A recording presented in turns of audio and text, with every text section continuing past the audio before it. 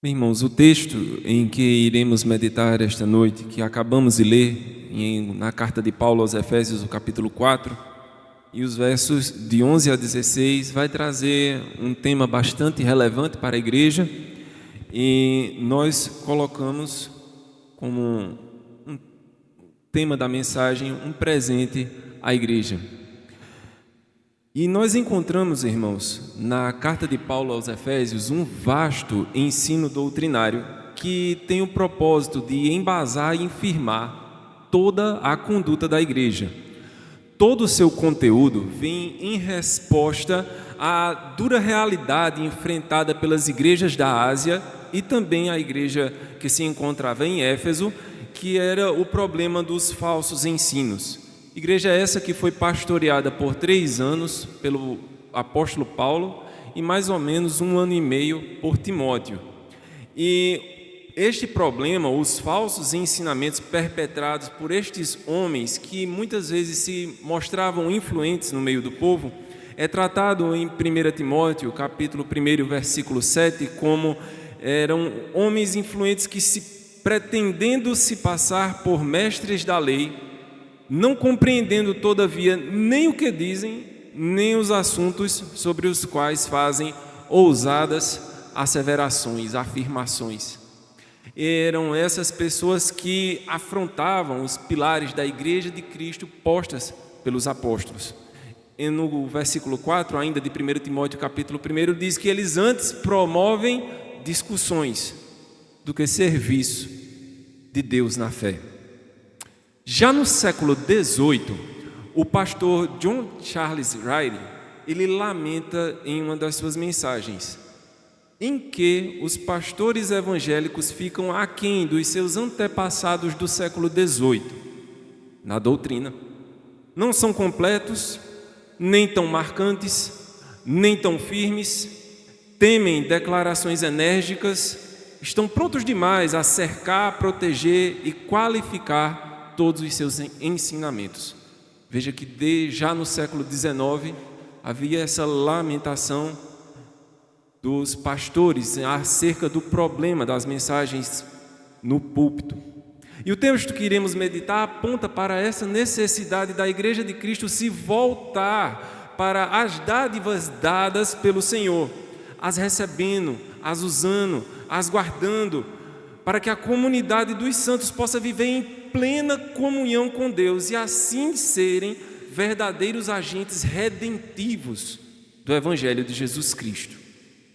Então a gente entende que o cidadão do reino dos céus, ele é movido pelo Espírito Santo a uma inconformidade, uma revolta santa contra a letargia imposta à igreja por esse sistema mundano e secular, que são agentes de Satanás para frear os cristãos na batalha pela luta pelas almas, pelo resgate das almas dos homens. Então nós encontramos a seção que compõe a mensagem em Efésios, que vai do verso 7 ao verso 16, onde enfatiza a prática dos cristãos em relação aos dons recebidos para a edificação da igreja. Nós iremos focar a partir do verso 11. Irmãos, como uma chama viva, essa mensagem queima em nossa alma uma sede, uma ânsia, uma fome para nos enchermos mais de Deus e de conhecimento de Deus, para o conhecermos mais, para o conhecermos melhor, para o conhecermos profundamente. Em um tempo, meus irmãos, em que muitas igrejas e muitos cristãos buscam a máxima aceitação e a máxima capilaridade possível, acabamos transformando o Evangelho em um cristianismo cultural. E como consequência, o ser cristão, o Evangelho e a cruz, ela se tornou mais um produto, uma marca de uma identificação ideológica e perde toda a força transformadora da verdadeira mensagem do Evangelho. E é contra essa secularização da igreja, trazida pelos falsos ensinos, pelo humanismo religioso e o liberalismo teológico, Efésios nos dá diretrizes para o uso dos dons que são chave para o avivamento, a vitória sobre o mundo e o prevalecimento e crescimento da igreja frente aos poderes espirituais que lutam contra Deus e contra o seu reino. Irmãos, o primeiro ponto que eu gostaria de enfatizar é o que já nos mostra no versículo 11, a entrega dos dons. Versículo 11 de Efésios 4 diz assim: e ele mesmo concedeu uns para apóstolos, outros para profetas, evangelistas e outros para pastores e mestres. É em Jesus, meus irmãos, que nós temos confirmado a autoridade soberana de dar à sua igreja os vários dons que vão edificá-la. Convido os irmãos a olharem o que diz o verso 8 do próprio capítulo 4, quando diz: por isso diz, quando ele subiu às alturas, levou cativo o cativeiro e concedeu dons aos homens. O Salmo de número 68 e o versículo 18, é esse o texto que o apóstolo Paulo está citando. Salmo, capítulo 68 e o versículo 18, diz: subiste às alturas, levaste cativo o cativeiro, recebeste por homens por dádivas, até mesmo os rebeldes, para que o Senhor Deus habite no meio deles. Esse salmo de Davi, ele foi escrito na conquista de Jerusalém e traz a ideia de o rei Davi entrando vitorioso na cidade depois de ter derrotado seus inimigos e trazendo com ele os espólios da guerra, aquilo que ele conquistou na sua luta, e distribuindo entre os cidadãos do reino. Então, quando Paulo escreve em Efésios essa citação do Salmo 68 e 18, no versículo 8, ele quer trazer a ideia de um rei vitorioso, Jesus, entrando na glória após ter conquistado sua vitória na cruz e distribuindo as recompensas da sua vitória para todos os seus súditos. Então, os dons que nós recebemos de Cristo são a prova da conquista de Cristo no Calvário, entrando na glória e distribuindo dons para servir a sua igreja. Então, meus irmãos, nós somos levados a compreender uma necessidade da importância de dons específicos que vão atuar dentro da igreja, que vão atuar para servir a sua igreja, que vão trabalhar justamente com o manuseio e a entrega da palavra de Deus. E a partir desses dons como instrumentos que Jesus edifica e direciona a sua igreja e o seu povo e a equipa contra os ataques dela. Como diz 2 Coríntios, o capítulo 10 e os versos 4 e 5. 2 Coríntios, o capítulo 10, versos 4 e 5 diz: porque as armas da nossa milícia não são carnais, e sim poderosas em Deus para destruir fortalezas, anulando nós sofismas, enganos, falas mentirosas ou enganosas, e toda altivez que se levante contra o conhecimento de Deus, e levando cativo todo pensamento à obediência de Cristo. O texto então destaca, e é certo que muitas vezes nós não vemos uma linha clara de divisão entre esses dons, porque eles atuam em consonância e eles são interdependentes. Mas o texto destaca 5 dons específicos que vão tratar do manuseio e entrega da palavra à igreja, ao qual Cristo vai edificá-la. Primeiro é os apóstolos. O que são os apóstolos? São testemunhas do ministério de Cristo, chamados para estabelecer os fundamentos da igreja. Eles receberam, declararam e escreveram a palavra de Deus e confirmaram essa palavra através de sinais, milagres e maravilhas. Temos os profetas, são servos portadores da mensagem de Deus, são capacitados e separados por Deus para entregar a sua vontade ao povo. No período de construção do cânon, de escrita da Bíblia, a palavra por eles recebida, inspirada por Deus, traziam novas revelações práticas de Deus para o seu povo, com diretrizes que vieram a compor o texto sagrado. Após o fechamento do cânon, após a escrita da igreja, a escrita da Bíblia, os profetas eles expõem essas revelações já entregues, já proferidas ao povo. Temos os evangelistas, que são servos de Deus, que proclamam as boas novas de salvação de Jesus Cristo aos incrédulos e ensinam aos outros crentes como compartilhar de sua fé de maneira eficaz. Nós temos os pastores, eles trabalham para Cristo, apacentando o rebanho, cuidando, fortalecendo, amparando, alimentando, protegendo contra os inimigos. Eles são ministros do Senhor no meio do povo de Deus e aplicam a palavra da verdade no meio da igreja.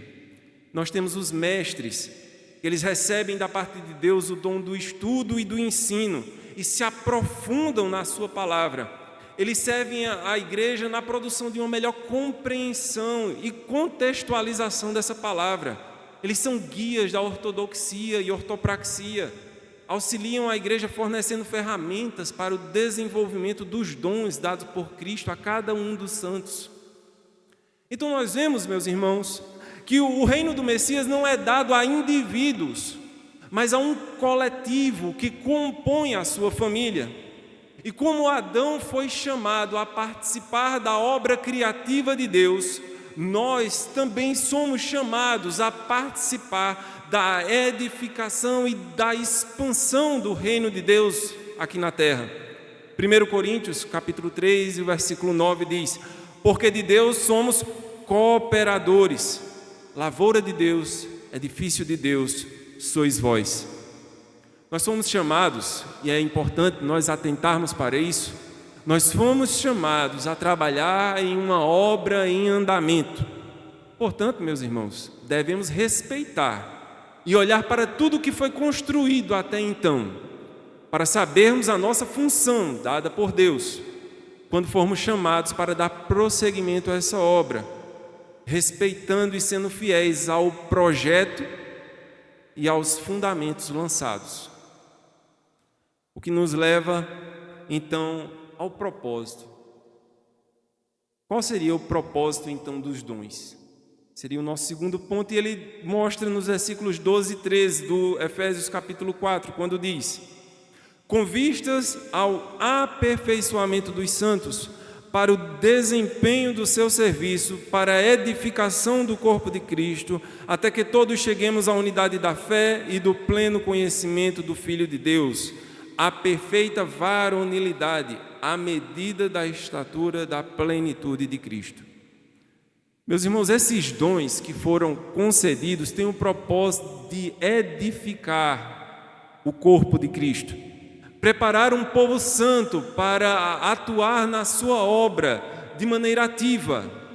E essa edificação se dá através de uma modelagem, agora já remido a se conformar a um modelo de humanidade estabelecido por Jesus. Colossenses, capítulo 1, versículo 9.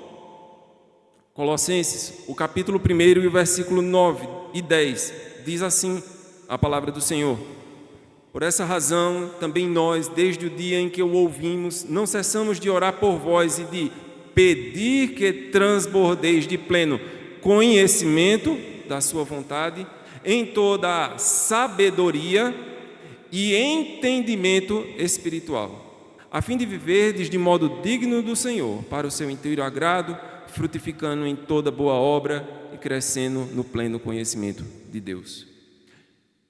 A educação cristã clássica aponta para o conhecimento como a estrutura fundamental do saber. Ela é o fundamento, os blocos fundamentais de conhecimento, também chamado de gramática. O entendimento é como a compreensão da relação entre esses saberes, também chamado de lógica. E a sabedoria é entendida como a aplicação da integração desse saber na vida do indivíduo, juntamente com a mudança que esse conhecimento novo produz é a entrega desta pessoa após receber esta mudança causada por este conhecimento, também chamado de retórica. À luz dessa informação, nós podemos ler Colossenses com novos olhos. Nós podemos perceber uma profundidade de compreensão da mudança que Deus opera no homem através da sua palavra. Vejam que ele pede para que nós transbordemos do pleno conhecimento. A ideia de pleno é de completo, mas ele não se satisfaz de entender completamente, ele pede de transbordar do conhecimento de Deus em toda a sabedoria. Veja que é um conhecimento vivido pelo seu entendimento espiritual, tendo noção de como os textos se relacionam com a minha vida. Então, a tarefa primordial e essencial do mestre na igreja está claramente definida pelo apóstolo Paulo no versículo 12, com vistas ao aperfeiçoamento dos santos para o desempenho do seu serviço, para a edificação do corpo de Cristo. Ou seja, a finalidade é o aperfeiçoamento da comunidade dos santos. Literalmente significa capacitação. É plano de Deus que a igreja seja uma comunidade capacitada e capacitadora. Sem isso, meus irmãos, ela não conseguirá cumprir a missão de Deus no mundo, e tal tarefa está primordialmente debaixo dos pastores mestres. É comum ouvir dizer que nem todo mestre é pastor, mas todo pastor é ou deveria ser um mestre.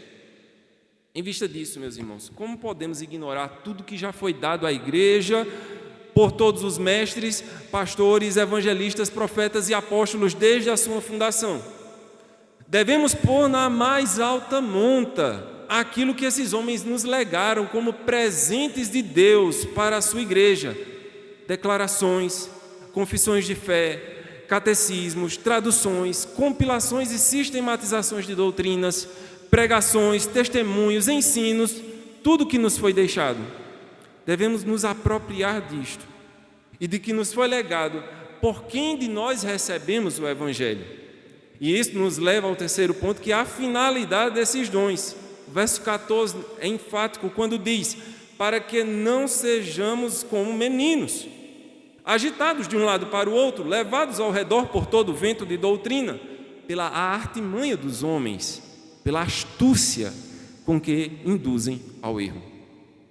O fato de que muitos crentes não buscam um aprofundamento doutrinário visando uma comunhão íntima com Deus é refletido nos púlpitos das igrejas, onde é simplesmente oferecido guloseimas em vez de alimento, e produzindo então pessoas sem maturidade e sem estatura espiritual, fazendo igrejas cheias de pessoas vazias. O Sermão do Arado é um sermão famoso que foi pregado em 1548 pelo pastor Hugh Latimer. E ele mostra-se ainda hoje bastante atual. E ele mostra essa condição de empobrecimento do culto, de relaxamento moral, de confusão doutrinária e decadência espiritual. Ele diz em um trecho do seu sermão: quem dera nossos prelados fossem tão diligentes para semear os grãos de trigo da sã doutrina, quanto Satanás o é para semear as ervas daninhas e o joio.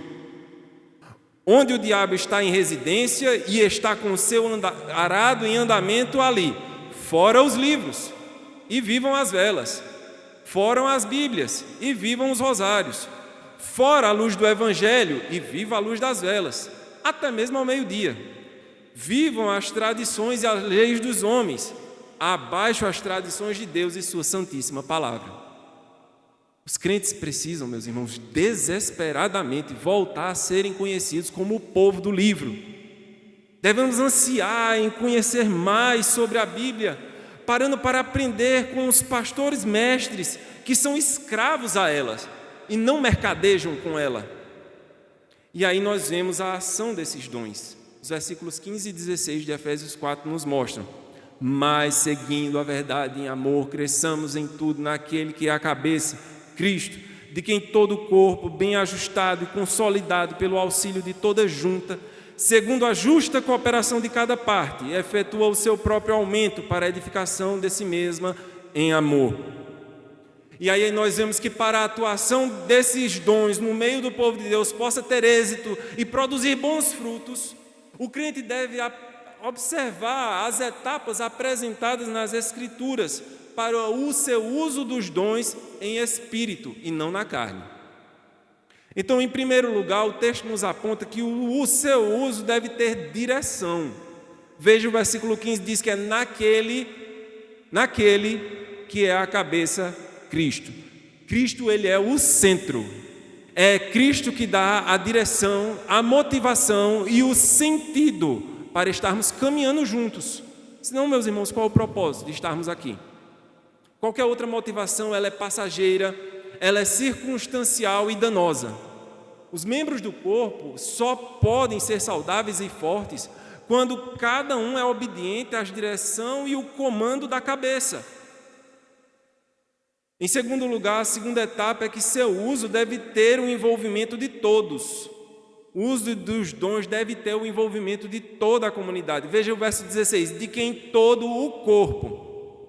Porque nós o amamos, Jesus ele é a nossa motivação para nos envolvermos com nossos irmãos e irmãs, para nos envolvermos com a sua obra, não para ganhos pessoais ou para atender a terceiros, mas para demonstrar este amor e gratidão a Ele. Isso não se dá individualmente, mas é todo o corpo. A terceira etapa nos mostra que o seu uso, o uso dos dons requer organização. O verso 16 ainda diz, bem ajustado. Para que a igreja cresça, se desenvolva e siga na mesma direção, é necessário que todos sirvam de maneira coordenada. O corpo ele é um organismo vivo que necessita de organização. A expressão de ordem aqui é o bem ajustado. Isso não deve ser apontado como um impedimento ou uma barreira para a criatividade ou a espontaneidade, meus irmãos. Antes, é a ideia de fornecer uma estrutura para que a espontaneidade e a criatividade tenham um ambiente saudável para florescer. O corpo representa mobilidade, dinamismo, e não um ser estático, parado. A quarta etapa, que o verso 16 ainda nos mostra que o uso dos dons deve ser um trabalho em equipe. Veja, unido pelo auxílio de todas as juntas. Não podemos trabalhar de modo independente, bagunçado ou descoordenado. O trabalho ele é em equipe, ou seja, um em dependência do outro, um junto do outro. Sem esse senso de equipe, sem esse senso de família, como é que a igreja poderá crescer? Ela jamais será uma igreja unida, forte e que cresce, se cada um faz o que bem entende. Ao contrário disso, nós somos dependentes uns dos outros e todos dependentes de Cristo. Uma igreja que entende isso, muda seu modo de pensar e agir. A quinta etapa que mostra o texto é que o seu uso requer que todos saibam sua missão no corpo. Veja que o versículo 16 diz, ele cresce e edifica-se a si mesmo em amor, na medida que cada um realiza a sua função. Perceba que o todo, ele é formado de partes. Dessas partes, elas cooperam com a sua função, visando o suprimento do corpo. Por isso que cada um de nós deve possuir um profundo senso de missão. Cada crente é um missionário e está engajado na missão da expansão e edificação do reino de Deus. A igreja deve ter o reino como alvo. A igreja deve entender que vive hoje já no reino de Cristo. Ele habita no meio de nós, Ele está reinando como Senhor das nossas vidas e a igreja não pode ignorar isso. Cada um de nós deve ter esse senso profundo de missão, quem eu sou, o que eu devo fazer. Se apenas uns se preocupam em trabalhar, enquanto outros apenas observam e ficam olhando, nós nunca conseguiríamos desenvolver a missão para o qual nos foi entregue. Não tem como. Note como você é importante aqui, porque todo o corpo ele cresce, veja o versículo, ele cresce e edifica-se a si mesmo em amor, na medida em que cada parte realiza a sua função. Você sozinho não é corpo de Cristo. Você sozinho não é igreja de si mesmo. Não existe igreja de uma pessoa só. Não existe entrar no céu um pedaço do corpo. A igreja, meus irmãos, ela é a família de Cristo. Diferente do corpo individual de cada um, se a gente se descuidar, se a gente não tomar cuidado com a forma como nós levamos o nosso corpo, é o nosso próprio corpo que sofrerá o dano. Mas na igreja não é assim. Na igreja o corpo é de Cristo. Se não cumprirmos a nossa parte, quem sofre é a igreja. Meus irmãos, para concluir, algumas reflexões nos mostram que a busca por Deus e o seu reino nos leva a beber das fontes de refrigério. Elas são dádivas deixadas para a igreja de Cristo provar no tempo de hoje as glórias eternas, as glórias vindouras são dadas a nós para nos deleitarmos com o conhecimento de Deus. Porque o que os irmãos acreditam que iremos fazer durante toda a eternidade? Prosseguindo conhecendo a Deus. E se nós não nos deleitamos já hoje no conhecimento de Deus, como é que nós passaremos a eternidade desgostosos em não ter prazer neste Deus? Quanto mais nos afastamos dessas fontes, deixadas a nós por todos aqueles que foram dados de presentes à igreja por Cristo, mais deserto espiritual encontraremos no meio da igreja. Mais deserto espiritual encontraremos na vida dos crentes. Mais deserto espiritual e aridez o mundo achará dentro da igreja, e não mataremos a sede daqueles que buscam a verdadeira salvação. Eles olharão para a igreja e não verão água, e procurarão em fontes rotas, e lá se fartarão com água suja, que leva à morte. Nós somos convocados, e o nosso chamado à vida cristã foi um chamado a uma vida plena com Deus e em Deus, algo que só é possível realizar em comunidade. E, portanto, para trilharmos o caminho da verdade, devemos estar profundamente enraizados na doutrina saudável e bíblica, legada a nós pelos servos de Deus que foram agraciados com o dom da palavra, mas também com uma genuína devoção em amor a esse Deus que se revelou a nós e nos chama para sermos como Ele é. Que nós, irmãos, possamos estar andando neste caminho que nós fomos chamados, observando tudo aquilo que já foi construído, para podermos prosseguir, edificando o reino de Deus, unidos como um só corpo, que tem como cabeça o Cristo, que nos chama para nos modelarmos a sua imagem e sermos cada vez mais parecidos com Jesus, unindo na nossa vida doutrina e devoção, para que possamos ser uma igreja saudável e que atende à missão dada por Deus a nós. Que Ele nos abençoe.